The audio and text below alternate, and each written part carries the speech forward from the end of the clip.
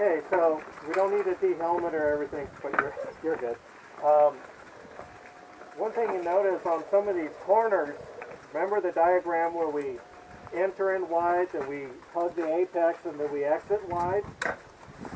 That's only if you're going to just take, if the whole world existed of right-hand corners. But as we know, we snake it back and forth. So if you're able to see, like this road here, if you're able to see far enough down the road, and you're like, well, this is a gentle corner, do I really need to exit that apex wide, or do I stay hugging so that you're in the correct lane, or side of the lane, to take the even more sharper corner?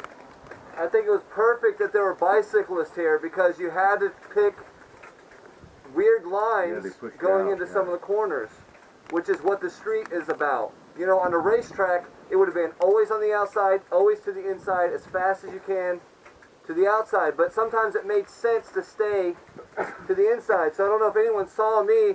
My lines were not pretty.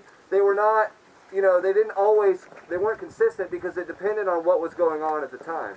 And I know I was exaggerating a lot with the leaning, but we were going slow enough that, you know, you didn't have to lean at all, obviously. You could literally be anywhere in the road at that speed, and as long as you just counter steer, you'd be fine. I was going in different lines just to, you know, you don't have to commit to like the standard outside inside deal, you know. Who was feeling a difference with leaning a little bit? One person. All right. So what did you think about it? Did it change? I didn't have to try as hard to push on the bike. So the bike kind of just Yeah, did? it just kind of went with me. Exactly. So that's all we're really trying to push here. You know, from here on out, I think we can up the pace maybe a little, but we want to keep it slow. I know it's kind of boring probably, but we're trying to, I mean, my hope is that we learn something today, and then later we're going to be doing a ride, so.